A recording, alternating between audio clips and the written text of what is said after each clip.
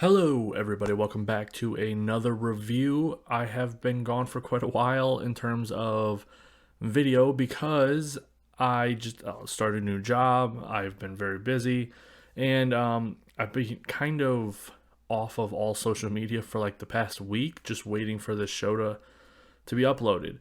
And now that I got to watch it completely spoiler free for like the first time in forever, it was amazing. This show was just like holy cow.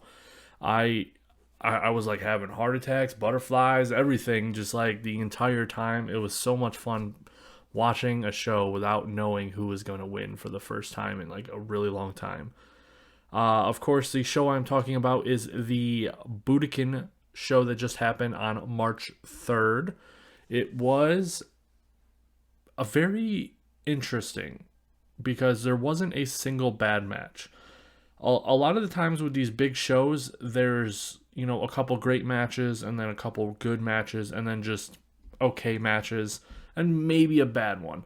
This time, every single match was at the very least great. There was a very many amazing matches and a couple masterpieces, in my opinion. And so let's get right into it so this doesn't take forever. The first match was a pre-show match because this was a pay-per-view. I don't know if they showed it on the pay-per-view. I don't really know how that works, but just consider this like the pre-show. Kind of like how the WWE has their pre-show matches. And the two matches that happened during the pre-show was the Highspeed Title match and the Tag Titles match.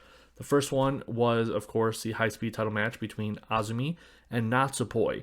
This was a very great match. It was very fast and fluid. There were very many different things that happened in the match. It just like, there was the spot where Azumi did her diving foot stomp to the outside of the ring, from the turnbuckle to the outside on Natsupoi on the ground. That was crazy. I'm sure that probably hurt Azumi's knees a lot. Both Azumi and Natsupoi debuted new outfits here, and I absolutely loved both of them. As you guys probably know by now, I am not a very big fan of the color green, so when Azumi's new outfit did not utilize that at all, you could probably guess I was very happy. It's still within the same kind of style as her old one. It's still kind of like a one piece, kind of like a speedy feel. The only difference is kind of the design and the color scheme. The color scheme now is just white and purple, which I think looks really, really good on her. And it was very interesting because Natsupoi also debuted a new outfit and it was just completely white. I'm sure there was some kind of off color whites or some grays in there too, but for the most part, it was purely just white. And it looked really good on her. I think that really fit her. And the reason why it fits even more is because DDM predominantly uses just black and red. For the most part, pretty much everyone's colors are just black and red. That has changed now with Micah's new outfit, and I don't know if this is going. It's not going to be like a continued outfit, but Julia's new outfit also does not use black or red. So I feel like they're kind of shifting from that, with only Himika and Shitty still using black and red. So this match, as you could probably guess, was made me happy because it was a really great match. No, not great. It was an amazing match. They both amazing, very fast and fluid. Like I said earlier, they work really well together. The problem though is that Azumi lost, and it made me very, very sad. I was, as you could probably guess, understandably annoyed that she lost her title, because Azumi for a very long time has kind of always been on the back burner, never really given the opportunity to be the star, and I just really love the fact that she finally got her title shot, or her title. She had a very good defense with it. She held it for around like 6 to 8 months, I think, And her defenses were awesome. They're very memorable. Her defense against May was super great. Her defense against Kaori, not Death Kaori, Kaori Onigama, was also very amazing. So like it wasn't a terrible run, but I feel like with COVID and everything, it really killed her belt run, and for the most part, that's why it kind of feels like she got screwed over here, even though she really technically didn't on paper. It just sucks that the person that she did lose it to was a DDM member, because DDM has been so predominantly dominant from the very beginning that they stepped in. They pretty much took over the top spot in Stardom, and it can really leave a sour feel in your mouth when everything is being given to them, when all of these other people who worked really hard for it are, kind of there to just make DDM look good. I'm hoping that they have something planned for Azumi. I would really love if this goes into Azumi and May from Marvelous teaming up together and doing like the tag league, or even getting the tag titles. I think that would be really cool. One thing I do want to point out is that at the end of the match here, I'll show here. Natsupoi kind of had this look on her face that she was very appreciative or honored to be able to win the belt off of Azumi. It wasn't like I got you, because Azumi's been talking smack up until this point. She's been talking down to Natsupoi quite a lot. Natsupoi used to be a part of Azumi's semi-faction called Azumi's Army back in the day, and so Azumi probably didn't see her as a formidable foe worthy of the Highspeed title. With her winning, Natsupoi seemed glad that she was able to show Azumi that she does deserve it. It was a top-notch match for sure. Now let's move on to the next match, which was one of the lows of the show, and not because of the people in it. I just want to make that very clear. All four of them, the tag titles, the Goddesses of Stardom titles match, was amazing. Or not amazing. I put this in the great category. It was Himeka and Maika defending the title against Natsuko and Saki. They just didn't have enough time. It was a pre-match or a pre-show match, and the tag title just deserved more time, and they didn't get it. So the match felt very unmemorable. There really wasn't too many things going on in that match where they could have stolen the show. It was just so fast-paced for what it needed to be. With that being said and out of the way, I want to talk about the new outfits. Every single one of them got a new outfit. I wasn't too much of a fan of Maika's. I feel like it's a downgrade. It's an okay outfit, but it is a downgrade. But surprisingly, her robe, I thought I would be upset if she ever changed her robe. And at first I kind of was, but then I kind of saw a little bit more in motion as she was walking out. And I love it. I love it probably just as much as the other one. Whereas the first one had a samurai type feel, this one has more of a royal feel, a regal feel. And it fits her just as much. And it's just amazing. Himeka's outfit is Himeka's outfit. It's really nothing special. It's just her old outfit kind of revamped, making it shinier, just newer. But the things I want to highlight is Saki and Natsuko's killed it with their new outfits. Saki's new outfit, I love it. I love it way better than the one she was wearing. But what I really, really loved was Natsuko's new outfit. She just looks amazing. So badass in this. She's so cool looking. I just can't get enough of this outfit. I think it fits her perfectly. So yeah, I really don't have too much to say about this match. One thing I do want to point out though about Natsuko's matches is that her running cannonball to their opponents in the corner, that is one of the most impactful moves in Stardom. And it really should be treated as a finisher, in my opinion. When you look at it, when she does it, it's just, it's insane. It's insane that that isn't a more devastating move. So let's move on to the first match of the technically of the show, the Rumble, the Rumble that a lot of us were looking forward to because it was going to be the return of a lot of Stardom alumni and Joshi legends. As you all know, the person that I was looking forward to the most reappearing was Hiromi Mamura. I am a huge fan of her. I think she is one of the legends of Stardom, and I mean that seriously. I know she was a comedy wrestler and she didn't really achieve too much while there, but I don't think anybody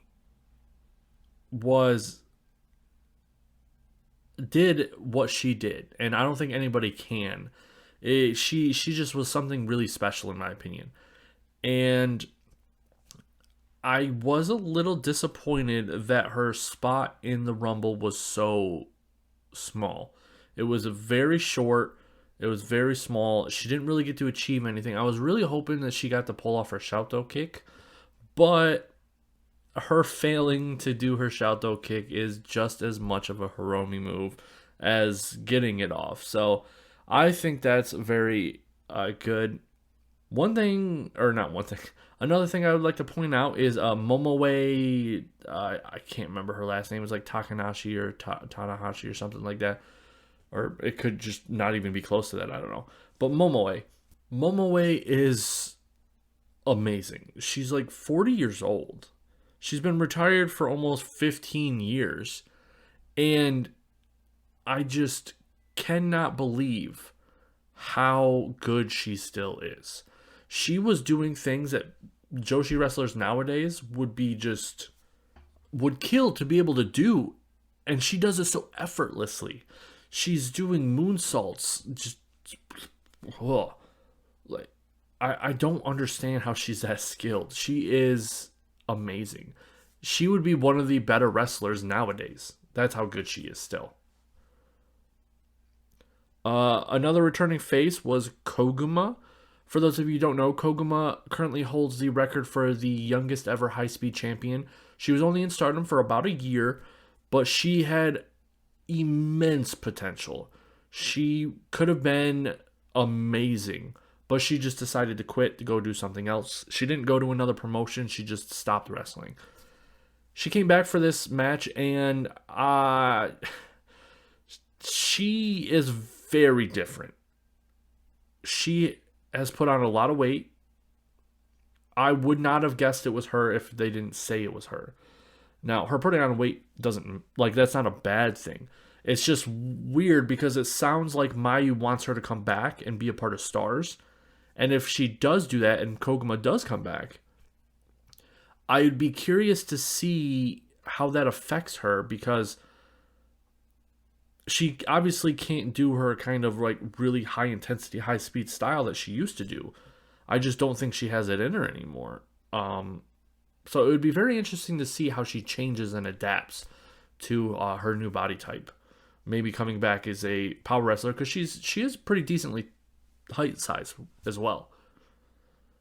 Next, the star of the show, Unagi. Oh my god. This was such an amazing continuation / end of the whole trials thing. If you go back and you watch that, the Rumble, the whole thing, you will see, I'm sure a couple people, but at least one person always getting into it with someone. They're always in someone's face. They're never backing down from other people. They're always willing to just be like, what? And that was Unagi. She was close to one of the first people in the match. She was towards the beginning. And she went on to win the entire thing. It blew my mind. I would have never guessed Unagi was going to be the winner of the Rumble. I even said afterwards, if you would have given me a list of everyone in the Rumble, she would have been one of the last people I would have guessed to have won this Rumble. and she did. And it just makes me so happy because I really love Unagi, as you guys know. I really love her wrestling style, and I like how she presents herself in the ring. She's just really fun to watch. I mean, she's got a long ways to go before she's, a good wrestler, but I think she is good enough that she doesn't really bring down the match. And like Tam in a lot of ways, she can really put on a performance for the story, which is almost just as important as wrestling ability, in my opinion. Moving on to the first of two 10th anniversary Stardom matches. This one was a Momo Watanabe versus Nanae Takahashi. And this was one of the most hard-hitting and stiff matches I have seen in a very, very long time. This match, holy cow. We got a return of Murder Momo. Momo was finally able to fight like her old self. And with Nanae being there, we actually got to see a return or a glimpse of old school Stardom, where they were probably 3 to 4 times more stiff and hardcore on each other in the ring than they are now. It was just amazing seeing Momo and Nanae, and I'm not a big fan of Nanae. If you guys, I've mentioned it in my channel before, I believe, but I'm just not a fan of her. I think she's good, like she's a very talented wrestler, obviously. I just find her boring in the ring because I just feel like she kind of wants the spotlight on her at all times, and she's not willing to let it go to someone else, like an up-and-coming star. And I was able to get past that for this match because they absolutely rocked it. They completely destroyed each other in the ring. Their hits were so stiff, like so stiff. And I just really loved seeing Momo get to go all out again, finally. Going into this, I kind of knew that Momo was going to lose, not because I gotten it spoiled or anything, because remember, I watched this completely spoiler-free, but because there was 2 matches, Seedling versus Stardom, and I just assumed that Mayu was going to win hers, so I figured Momo was probably going to lose hers. And I was right. I am not upset that Momo lost. I mean, yes, it annoys me. Like, I would much prefer her to win, but losing isn't always a bad thing in wrestling, in my opinion. I say this many times, I've said this many times, but it isn't about if you win or lose sometimes, it's about how you lose. And if you can lose while still being made to look like $1 million, that's a win. And that's exactly what Momo did. She came out of this looking like $1 million. Yes, she lost, but she killed it. And I'm very excited to see where this goes from here because after the match, Nanae went to Rossi and gave her the one finger pose. And that's kind of a thing that wrestlers do when they were like, one more, like I got one on you. So like, let's do another one, things like that. And I'm curious if that means that they're going to do another match like between Nanae and someone else, or maybe Nanae and Momo again with Momo winning this time. That would be really cool. Momo's frustration after the match was really hard to watch because I felt that for her. Like, I felt the frustration. I really wanted her to win. I just kind of knew that she wasn't going to. And seeing her like sit there and just like hit the mat in frustration it sucks because she really hasn't done too much for the last 2 years. And then for this to be, one of her biggest matches, probably going to be all year unless she wins a title match. And to lose this too, I can understand the frustration. So let's move on to the next match. We got Shitty versus Konami for the SWA title. This was a technical masterpiece. It was marvelous to watch from beginning to end. They just knew exactly how to make a technical match look good. Konami returned to bare feet wrestling for this one. She, in the beginning, she used to wrestle without shoes. And then for some reason, she just started wearing them and then just kept wearing them. But for this match, she brought them back to bare feet. And I think it has more to do with the fact that this was kind of a very personal match for her. She has a lot of history with Shitty. Shitty being one of the few people who kind of saved her after Asuka left for the USA, or Kana left and became Asuka. It was very touching because she looked up to Shitty a lot, and Konami feels like Shitty changed, and she wanted her to bring back the old Shitty. And what was interesting for this match was that every time they went at each other, kind of wrestling, like amateur wrestling style, or try to like lock each other up and whatnot, more times than not, Konami actually came out on top. She kind of outclassed Shitty, and that was very interesting because up until this point, I mean, I always knew that Konami was amazing in the ring. She's one of the best in-ring performers, like, in the entire promotion, and that's no questions. But I never really ever considered her to be at Shitty's level. I always considered Shitty to be, like, better. I don't know about how much, but just better. But watching those two in the match this time, they showed me that no, Konami is pretty much at that level. She was able to put on an absolute phenomenal match with her. I loved it. One really awesome moment from the match was Shitty was on the outside of the ring, and Konami was coming out, and Natsuko came with her, her iron bar or whatever you want to call it, her metal bar, and she was going to attack Shitty, but Konami stopped her and pushed her away, saying, no, I want to do this alone. I want to prove that I can beat Shitty alone. And that was amazing because you could see Natsuko walk away going like, all right, whatever.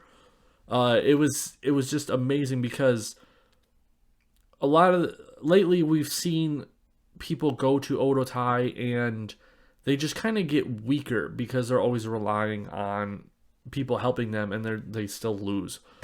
But here she wanted to win or lose on her own merit, and that was really awesome. After the match, they kind of looked at each other and they offered a handshake, and then they hugged each other, and they were, hugging each other and saying things back and forth. And it was really awesome to see because things like this, it shows that the characters have more than just one dimension. They're not just evil. Like, she's not just evil Konami. She has people she respects. She has people she looks up to, even people outside of her group. And she just had a very amazing emotional match with her, and it was awesome to see them kind of embrace and just kind of show each other love, even though they're on opposite sides. It was really great. So let's move on to the next match. The second of the two 10th anniversary Stardom matches, Mayu Iwatani versus Yoshiko.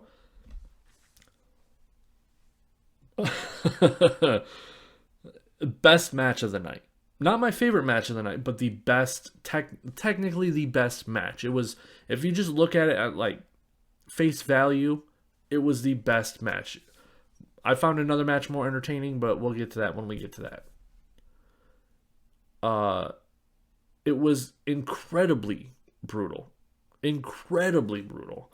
Some of the things that Yoshiko did to Mayu during reversals and things was absolutely insane.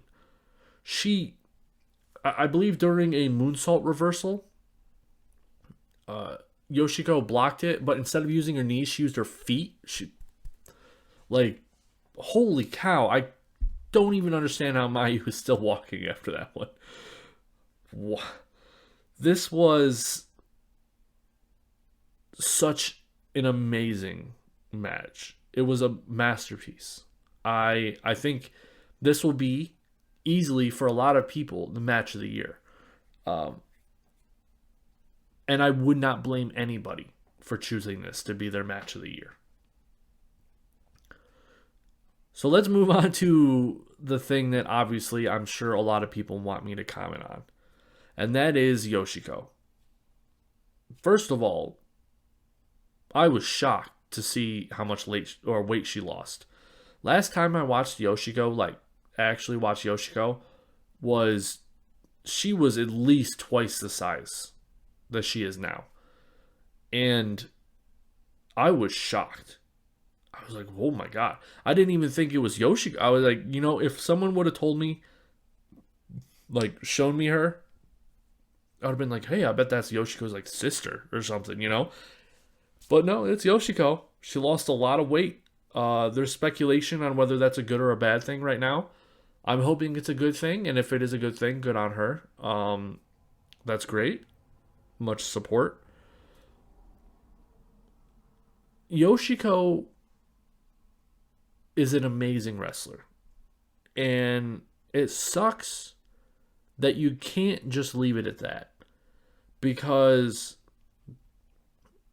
I always say that from the incident, there were two travesties because of the incident.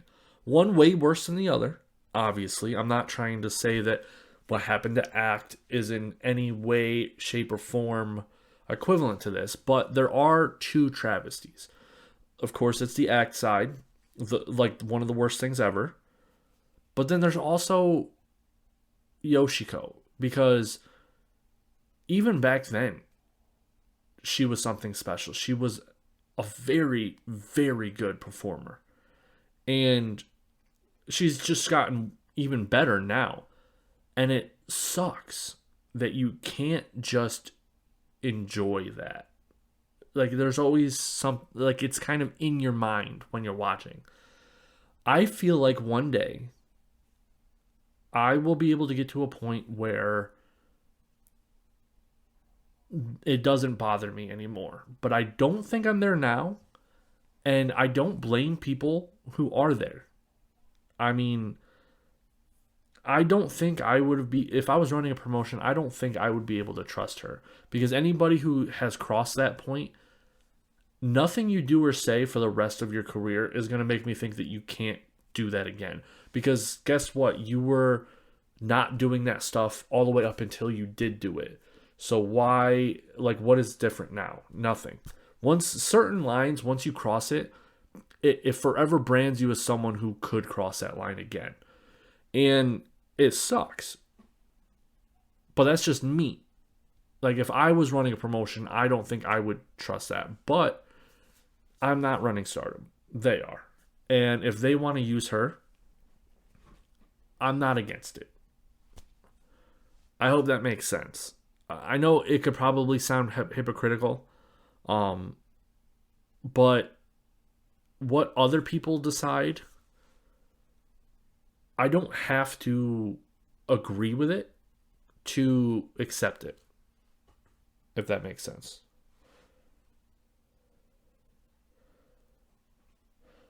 And I really hope, I know this sounds odd after all that I just said, but I really hope that this leads to more Yoshiko in Stardom, because I really like her. Like, I really like her as a wrestler. It just sucks that I can't just say that, It's like, I was going to compare it to something, but I'm not going to compare it to something. And you guys probably know what I was going to compare it to. But let's move on back to the match. There was some amazing, amazing stuff in here. Towards the end, there was this really amazing moment where Yoshiko had just hit Mayu with a bunch of different moves, and she went in, I believe, I could be mixing this up because I wrote my notes and I forgot to put after what move it was, and it's been like a day, so it's kind of hard for me to remember. But I do believe it was after her diving senton on Mayu that Mayu kicked out, and I think it's after this. But Yoshiko was just screaming in frustration and desperation. And it was you guys know that I love like storytelling stuff like that in matches more than I like the actual wrestling ability stuff. So when she did that, I was like, oh, it got me in so much because I could feel it. I could see it that she didn't know what to do. She didn't know what she had to do to put Mayu away. And I was there with her. I was like, what do you have to do? Unfortunately, I didn't know whether or not Mayu kicked out of any of her like finishers or ults because I just don't watch Yoshiko. Obviously, I don't watch Seedling. But I feel like at that point when she was screaming in frustration, Mayu had to have kicked out of at least a finisher at that point. At least that's what I'm going with. Anybody who knows Yoshiko, who watches Yoshiko, let me know of which moves that she did are her like finishers or her ults, because I would really love to know what Mayu kicked out of to cause that frustration. I have a feeling the diving senton was like a really, really, really big move for her. And I think that's what caused it. After the match, they really got to bear their hearts out to each other. And I'll admit, it started tearing me up. Didn't make me cry. Something later made me cry. But no, it just made me tear up. It was just really beautiful. It was sweet. Because these were two people who were probably friends. Because back then, Mayu and all of them, like all of the good wrestlers, not the heel wrestlers, were a part of Yoshiko's group. It was kind of like Yoshiko, Nanae, Mayu, Io, all them on that side. And then Odotai over here with Kyoko, Act, and all that. And so it's not hard to make the connection that maybe Mayu and Yoshiko were really good friends. And that they just weren't allowed to be, at least publicly, friends anymore. Because of a bad deed that Yoshiko did. And it's kind of heartbreaking if you think about it like that, because Mayu lost her friend to no fault of her own.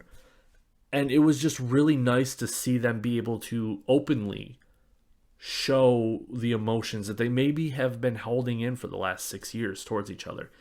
And this is why I love wrestling. You could look at it and be like, it's, flips and kicks, but there's so much emotion and feelings towards it, especially in Joshi, because they're not afraid, or it's not kind of taboo to have those feelings because they're women.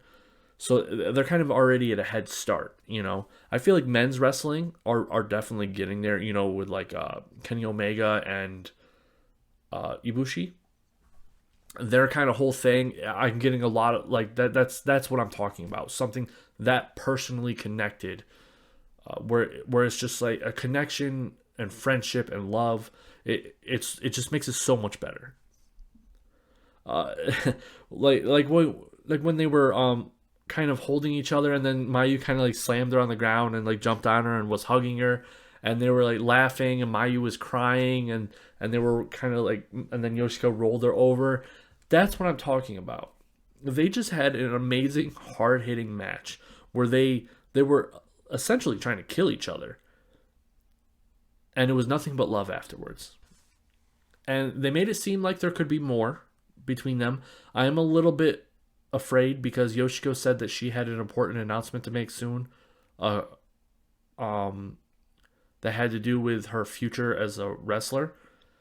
People are suspecting either retirement or leaving Seedling, which seems odd that she would leave Seedling, because the only place she would go maybe is Stardom, and that just seems odd that they would just have this collaboration like this for Stardom to kind of take Seedling's main star.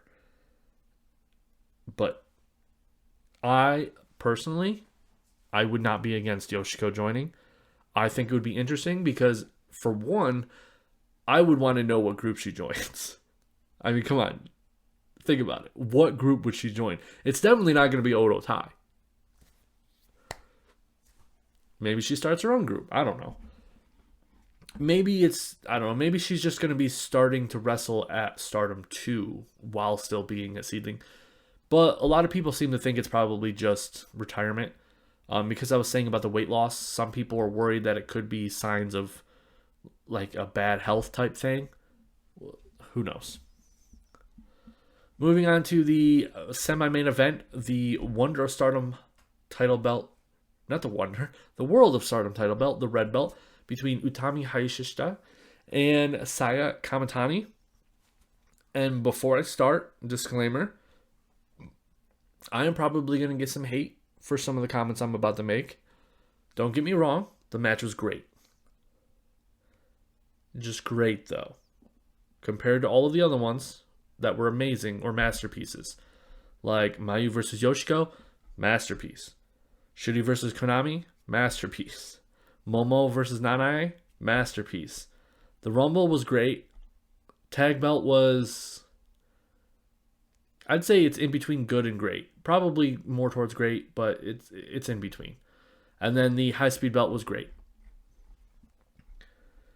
This one was great, but, and this is probably where I'm going to get some hate, I think it's purely great because of Kamitani.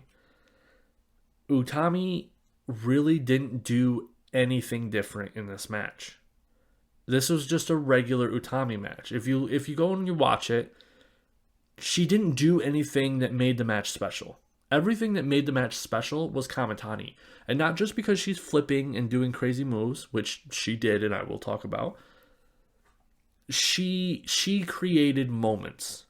Whereas Utami were just a part of those moments. She never really made her own moments. I think the craziest thing she did was hit Kamitani with an air raid crash, which she does in a bunch of other matches. You know, like there was no attempts from Utami to make this match memorable. And that's a shame because I feel like she's better than that. I feel like she's better than what she portrayed here. But she still did really great. With that said, and now everyone hating me, let's talk about Kamitani and the crazy stuff that she pulled off here. Oh my God, she pulled out all of the stops. She wanted to make sure this was her big moment, and she took advantage of that moment. Every single move that she did perfectly. Her run, jump, front flip over the top ropes, she cleared that apron by a considerable amount. If you look at all the times that she's done it, except for the one time they didn't show us where she hit the apron and smacked her head on the rope and stuff like that, every other time it was just barely. She barely made it past the apron. And the reason why I think is because a lot of the arenas that they do these in, there's like a bar or like fans or something. And I think she was afraid to jump really far because then she would be landing on that bar or the fans or whatever. But here she had a lot of room to do it. So I think she just went for it. She just ran and jumped. And she flew. Holy cow. This was her best one. Then she did a springboard Hurricane Rana later, and it was beautiful. It was amazing. Good job, Kamitani. Then she pulled off the Phoenix Splash, which I was curious about whether she was going to do. You knew that she was going to do it because this is biggest show of the year. A lot of new fans, probably. You want to show off your best move. But you're not going to win, so... You know, like, would you want to hit the Phoenix Splash for it to get kicked out of? The way they got around that was having her do it with Utami moving out of the way. So she still did it, but she didn't hit it because Utami wasn't there to get hit with it. I think that's great. I think that's the perfect thing. She even got to do her Star Crusher, which Utami kicked out of course. Did she do anything else? I'm just reading my notes to make sure. She might have done some more stuff, but those were like the really, really big things there. It was great. And Kamitani's new outfit, I don't know. I need more time for it to grow on me. Her last one took a while for it to grow on me as well. But this one, it seems like there's a possibility that I might not like it, but just give it time. I kind of, I'm more leaning towards favorable than unfavorable at this point. So, the main event, Julia versus Tam Nakano for the Wonder of Stardom Championship belt, the white belt. Match of the night, easy. This was my favorite match. Like I said, there was another match that was, a better match, but there was nothing that gave me as many ups and downs, heart attacks, tears as this match. Wow. Holy cow. I'm just going to say it. This match, at the very least, has reached the point of Tam versus Arisa. I know I'm probably going to get some backlash for saying that, but I really do think that, that's how good this is. And remember, the reason why Tam versus Arisa was great, as amazing as it was, one of the best matches I've ever watched, my favorite match of all time, it was not because of what they did in the ring. That was amazing. But the story leading up to it, the story they told in the ring, and the stuff that happened after the match, that's what made it the best match of all time, in my opinion. And that is why this match is the same. The story leading up to it, the stuff they did in the ring, storytelling-wise, and the things that happened afterwards puts this up there with Tam versus Arisa. Easy. No questions asked. I don't know if it's above. I feel like I have to give it time before I really make that decision whether it's above or just equal. But as of right now, I'm placing it equal with my favorite match of all time. And the fact that Tam did both of them just shows you how amazing she is. Ooh. I just gotta say, I'm very happy I watched that unspoiled. There were so many times where my heart sank because I was like, oh my god, Tam's gonna lose. And then I was getting hopeful, and because I love both Julia and Tam. They're in my top 5 favorite wrestlers right now. And Julia and Tam have been in there for quite a while. The only person who's been in there from almost the very beginning is Momo, but Julia and Tam have actually been in there for a considerable amount of time now. More than anybody else, other than Momo. And I love both of them, but I did not want Tam to lose here. And the very simple fact of the reason is because she has been losing the big matches so long, and she finally had a match where the loss was going to cause more than just not getting the belt. It was a hair versus hair match. Loser loses their hair. And I would have been devastated if Tam had lost. So watching that match unspoiled was one of the most roller coaster things I've ever experienced in my entire life. It was insane. All right, I gotta actually talk about it. Yeah, I literally wrote my notes right here. This match had so many amazing moments that it could be a review just in itself. This match itself could get a Tam versus Arisa type video. I don't know. I doubt I'll make one, so don't get your hopes up. But I'm just saying that that's the level that it was at. There were some very, very memorable, amazing moments just in the match, just wrestling-wise. There was the pile driver from Julia to Tam through a table on the outside of the ring. Amazing. You don't get to see tables very often in Stardom. Almost never. And a lot of the times when they do use them, they don't do very good. So I was a little worried, but they killed it. They killed that. They killed it. There was an insane brainbuster type move. I don't know what it was called. I'll show it here. I don't think I'll show the actual clip of the move. Maybe, I don't know yet, but at the very least, there's a still here. And watching that, I seriously thought Tam dropped Julia right on her head. It was so up and down, like it was so perpendicular to the mat. I was really worried that Tam had just essentially pile driven Julia unprotected into the mat. Like it was insane. I legit shot up into my chair and just, there was a lot of swearing that came out of that. There was an amazing slap sequence. Now, slap sequences have been getting a lot more popular lately. They're almost reaching the point where it's kind of getting overdone, but this one was phenomenal. They took turns, obviously. Tam was first, and then Julia. They each got like a really long go, and then the next. But the thing that made this different was they both stuck their face out when it was their turn to get slapped and just kind of like kept their arms down and away and just stuck their face out, getting full on, like no protection, no hiding, hard slaps against the face. Many, many, many times.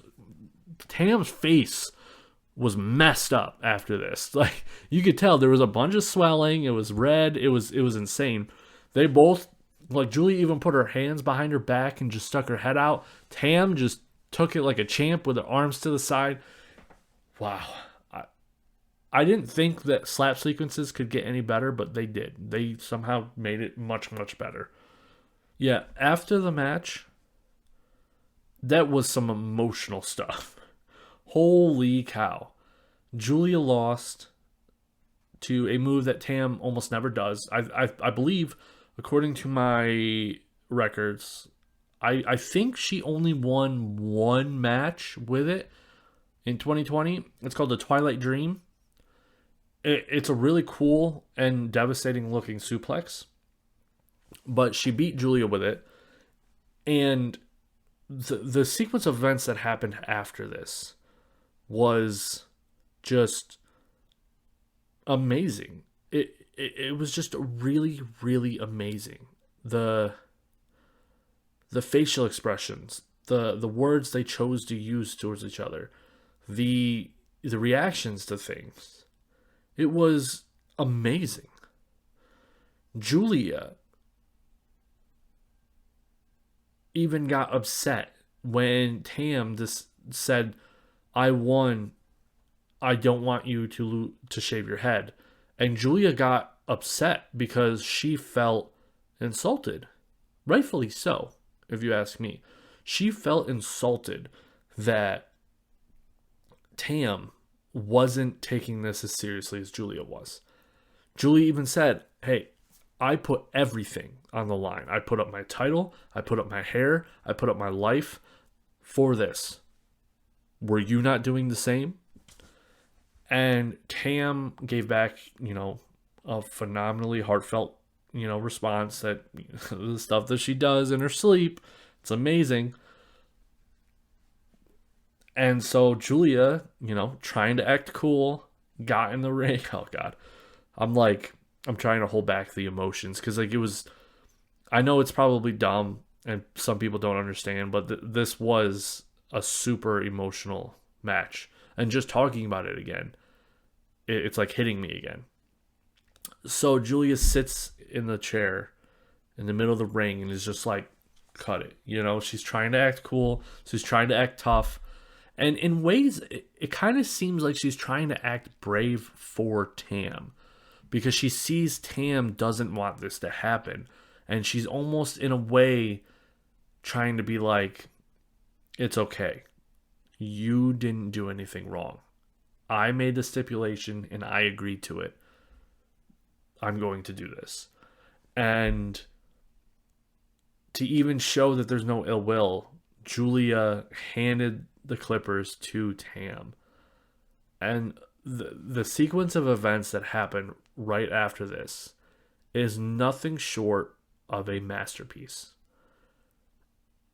She did not want to do it. She did not want to be the one to cut Julia's hair. And you could see it in her face, crying, the pain, the anguish of what's about to happen. And she couldn't do it. She just couldn't do it. And she handed the clippers to the guy there that was supposed to do it. Which was amazing. It was, so much was said there without any words.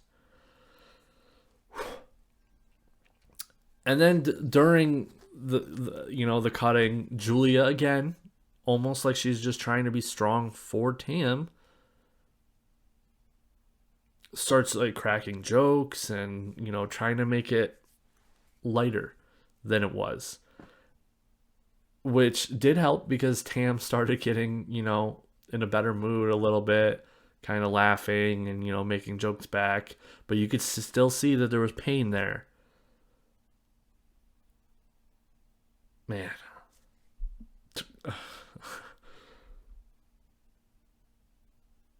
I just can't believe that Tam was able to do another match that had as much of an emotional impact as the Tam versus Arisa one.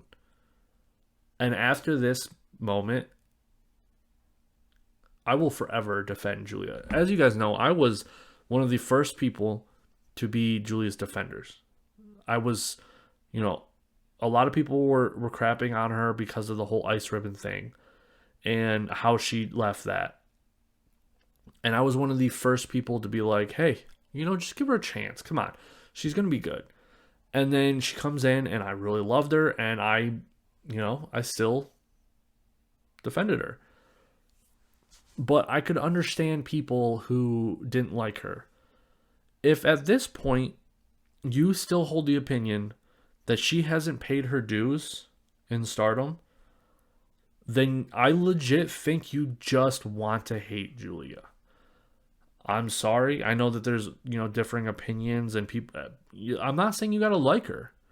But if your reason for not liking her is that you don't think she's paid her dues or she doesn't deserve the spot that she has now, then it's clearly just personal at this point, because I don't believe anything she does could convince you if this didn't. That's how much respect I gained for her after this match. And I already liked her. So, yeah. Forever going to back Julia. Just like there are other people who I will forever back. Momo, Tam, Jungle. It's just, they've already achieved enough in their career that I've watched that makes me be willing to accept and support them no matter what happens for the rest of their career. So, unless they do some like really evil stuff, like another incident, but that's not what I'm talking about.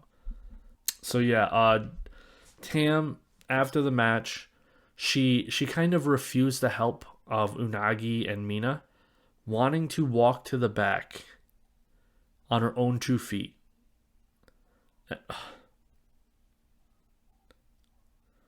It's just,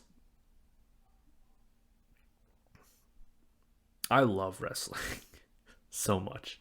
I'm so glad I got back into wrestling. I feel sorry for people who don't watch Stardom. I really do. Just like I'm sure a lot of people feel sorry, for people who don't watch their favorite promotions. But to have missed this and missed the build up and all of the story, I truly feel sorry for the people who didn't get to watch that as it happened. Because this is an iconic moment in wrestling history. And it's going to be forever. Regardless of how big Tam and Julia become, one of them is going to be a legend one day. I know that. I think a lot of you know that too. At least one of them. And this is going to be one of the matches people talk about. Say 10, 20 years from now. where they're like, yeah, remember blah blah blah's match against blah blah blah, the hair versus hair match, first time Joshi was in Budokan in a really long time. I'm just glad I got to be a part of it. Like I didn't watch it live, obviously, but I'm glad I got to be a part of it in the sense that I'm watching it and adding to it.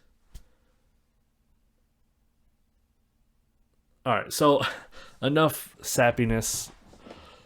Let me know in the comments what you guys thought about this, this show.